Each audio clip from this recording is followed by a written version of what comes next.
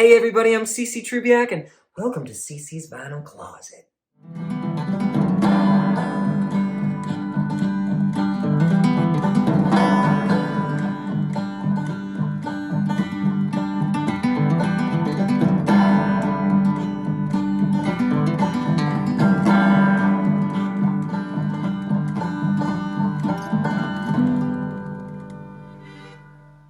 Well, what do you know? Here we are, guys, focusing on the vinyl records of Honky Tonk Angel number 7, Emmylou Harris, the work that she released between 1980 and 1989. And lo and behold, as always, there's a ton of stuff to cover. So shall we just dive right in right now? Yeah, we should. Episode 20 helped to establish a bit about the origins of Emmylou's music and some of the early collaborations in her introduction to country music. These records that Emmylou continued to record and release between 1980 and 1989 continue to showcase who Emmylou was discovering herself to be as an artist. And these records feature songs tied to her country's heritage, from Carter family and bluegrass standards, and also incorporating songwriting beyond Nashville. And all of this helped establish her as a leader of the new traditionalist and Americana movement. So if last week's episode felt a little bit heavy with Emmylou's associations and collaborations, well guys, I'm afraid to tell you that story continues here because Emmylou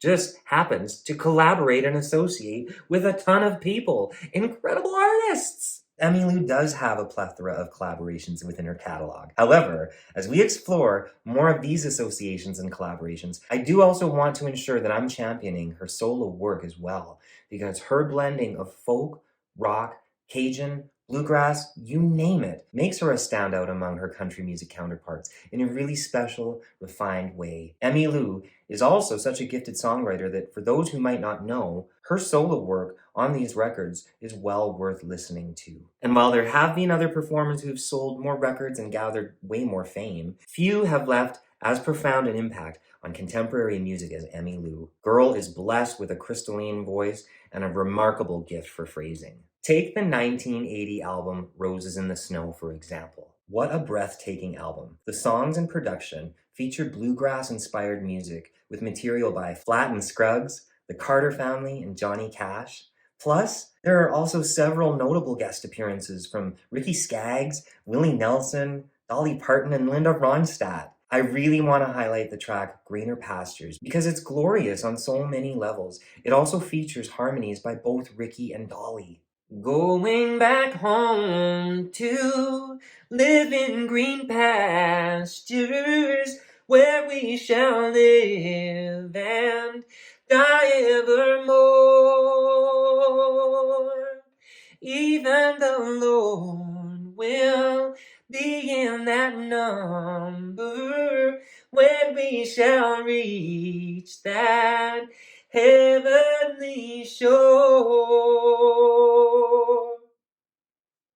It's just a beautiful track. And while I'm on the subject of Ricky Skaggs, I'm pretty much enamored now by him and his talents as a musician and as a singer. There are at least 8 cross-album collaborations between Emmylou and Ricky, who, apparently before going on to record his solo work, was a member of Emmylou's hot band, which I had no prior idea about, but I think is interesting. I'm happy with my little vinyl stash of Ricky Skaggs' solo work, because I know I'm just gonna love it up. And I praise you, Ricky Skaggs, Ricky Skaggs. You are the one for me to listen to. Ricky Skaggs! No, seriously, I praise you, Ricky Skaggs. You have a freaking beautiful voice. I'm in love with your voice. Roses in the Snow is a beautiful record, guys. Check that one out if you need a brilliant Emmylou Harris record. Another song that popped up for me is a song that I discovered was written by Townes Van Sant. A song called If I Needed You, which was recorded as a duet between Emmylou Harris and Don Williams. Is anyone out there familiar with this song, If I Needed You? If I needed you, would you come to me? Would you come to me for to ease my pain? 'Cause if you needed me, I would come to you. I would swim the sea for to ease your pain.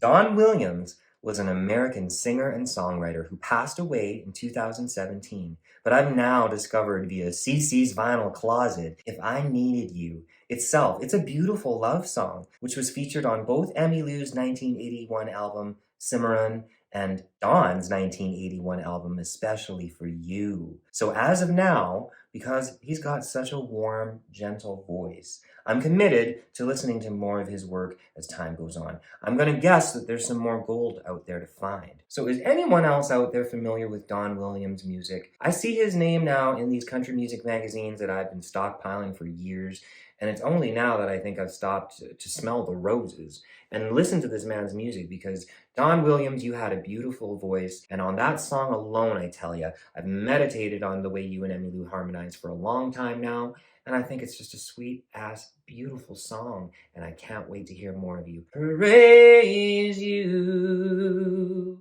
Don Williams. Moving along, we get to Emmy Lou's 1982 Last Date, a live album with a lot more great music, and I've now found myself enamored, in particular by a song on this record called Racing in the Streets.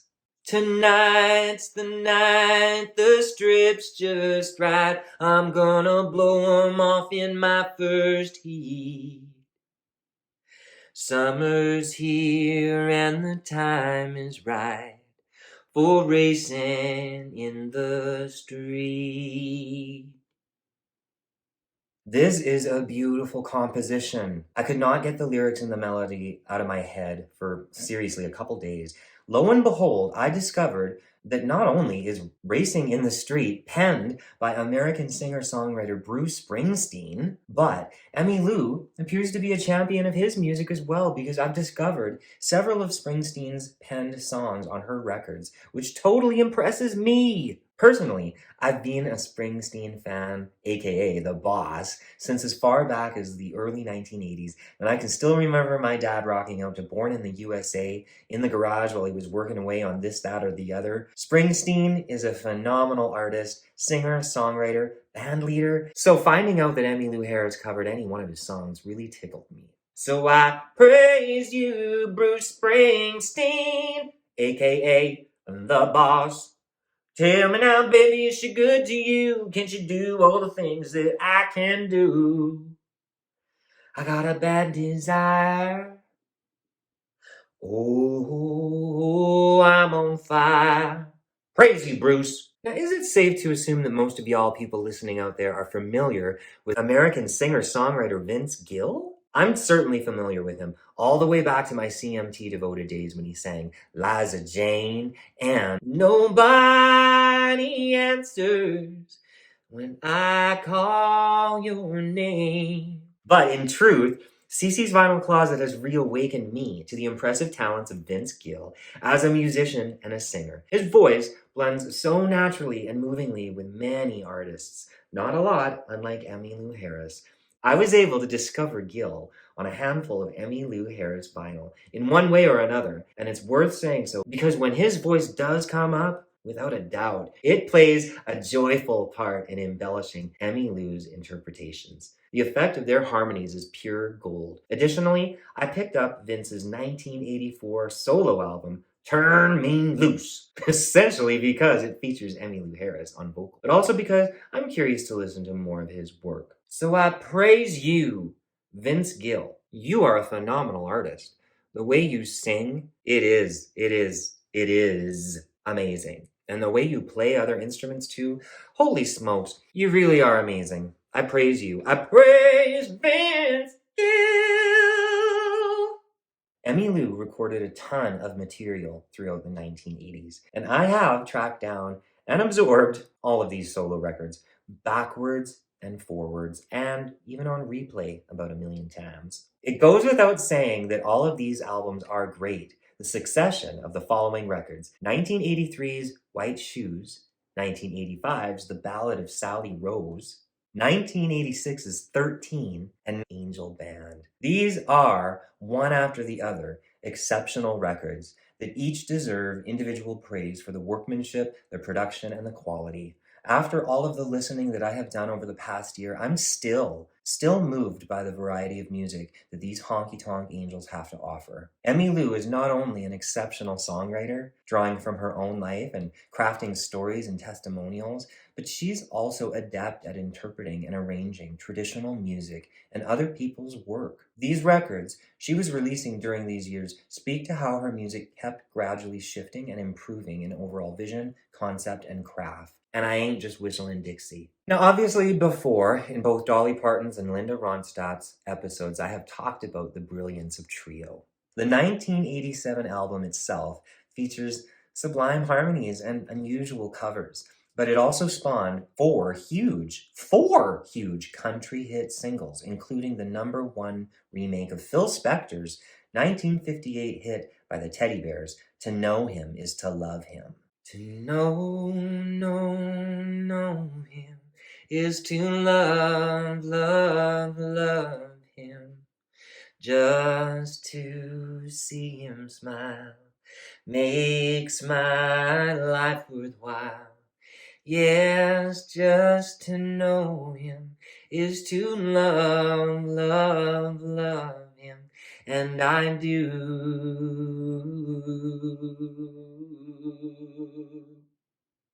The coming together of and the friendship shared between Dolly, Emmylou, and Linda is one for the ages, as has always been known, and I'm grateful for the subsequent records that they were able to release after the initial long-awaited first one. CeCe's Vinyl Closet has most definitely given me a clearer understanding of just how much these three dynamic women were a part of each other's individual recording careers. For example, I was able to see that Emmylou and Dolly have 12 plus cross-album associations from over the years, and it's a treasure to have found Dolly's name popping up within so many of the liner notes of these records, and I can always spot Dolly's voice within the mix. While I'm thinking about it, Emmy Lou released an album called All I Intended to Be back in 2008. It features a lot of beautiful tracks, including a song called Gold, written by Emmy Lou and featuring Dolly's unmistakable harmonies. No matter how high I glittered, baby, I could never be gold. I can always spot Dolly's voice within the mix because it's Dolly. Her voice is as distinctive as it gets, so it's important for me to give some props for the collaborations between Dolly and Emmy Lou that go just beyond trio. I love you, Dolly Parton and Emmy Lou Harris. Similarly, Linda's name can be found within the liner notes of so many Emmylou records, and on many of Emmylou's most recognizable songs. So upon finding this out, my love for these remarkable artists just grew. Between both Emmylou and Linda, they have cross-collaborated on 15 plus albums, beginning as early as 1975. For anyone in love with trio enough to check out these additional compositions, I highly recommend you do. It's for your own gospel good. All I can really do in terms of trying to champion this music is to recommend folks look deeper, listen closer, and relish in the glory of these sounds. So, I praise trio. You've given me all of this gospel to meditate on. And I will.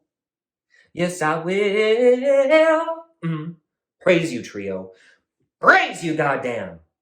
As a major fan of Emmylou, I was really excited to find that her voice could be heard on several motion picture soundtracks, and even on a duet with my beloved John Denver. So prior to this project, I wasn't even aware of the 1980 films Rhodey, The Legend of Jesse James, and Honeysuckle Rose, and also her cover of a Patsy Cline tune on the Planes, Trains, and Automobiles movie. But before long, I was able to track down each vinyl soundtrack and enjoy the beauty of these songs that she contributed to such projects. So the duet that she recorded with Roy Orbison, That Lovin' You Feelin' Again, really appealed to me immediately. When I saw you standing there on the street, I found myself by your side. I started wanting you again. There's just no way to hide from that old loving you feeling again. It's really got me reeling again. It only seems to stop to start all over again with you. Loving you, feeling with you. I have not seen this film, but I'm going to keep my eyes and ears open to see if I can track it down, because I sure as heck love the soundtrack. It was also intriguing to find her on the Honeysuckle Rose soundtrack, which was a Willie Nelson film that I was unfamiliar with altogether, and I thought I knew Willie Nelson's movie. But now I've got my sights set on viewing this one in its entirety. She sings a song on it called So You Think You're a Cowboy. So you think you're a cowboy, but you're only a kid with the mind to do everything wrong. And it starts to get smoother when the circle begins, but by the time that you get there, it's gone. Ah, by the time that you get there, it's gone. I love Willie Nelson, and I love the combination of harmonious sounds shared between Emmylou and Willie, not just on this record, but on other records that Willie Nelson can be heard on by Emmylou Harris as well. The music geek in me dreams of being a part of music collaborations like this, and I'm so thankful that the music exists out there. Willie Nelson, who has worked with my angels, Loretta Lynn, Dolly Parton, Tanya Tucker, has worked with Emmy Lou on at least 5 album cross collaborations that I'm aware of. There could even be more gold out there, so folks, if you guys know of any other Emmylou Harris and Willie Nelson collaborations, please let me know. 'Cause I praise you, Willie Nelson, with Emmylou and solo. Of course, the duet Wild Montana Skies that Emmylou Harris did with John Denver on his 1983 album, It's About Time, surprised the heck out of me, because I didn't even know that they had any association together. But obviously, I soaked it in and determined that there was a new and unfamiliar Denver album for me to enjoy, on top of all of his others. Oh, Montana, give this child a home. Give him a love of a good family and a woman of his own. Give him a fire in his heart. Give him a light in his eye. Give him the wild wind for a brother and the wild Montana sky. All in all, you just gotta praise all of the collaborations and associations and all of the gold music that comes out of the gospel on these records. All these colorful and moving collaborations between Roy Orbison, Johnny Cash, Levon Helm, Charlie Daniels, Willie Nelson, and John Denver. All of these records belong in my vinyl closet, and I'm glad that they've made it home to me. Hallelujah.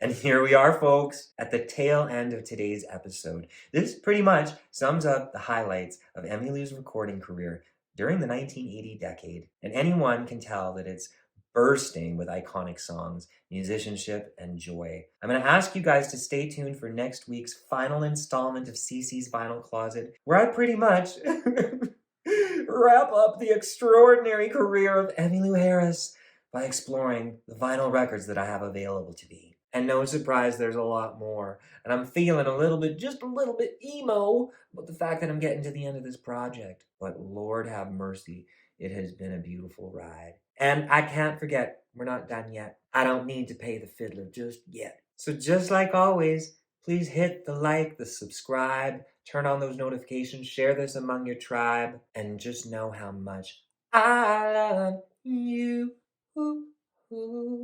See you next time.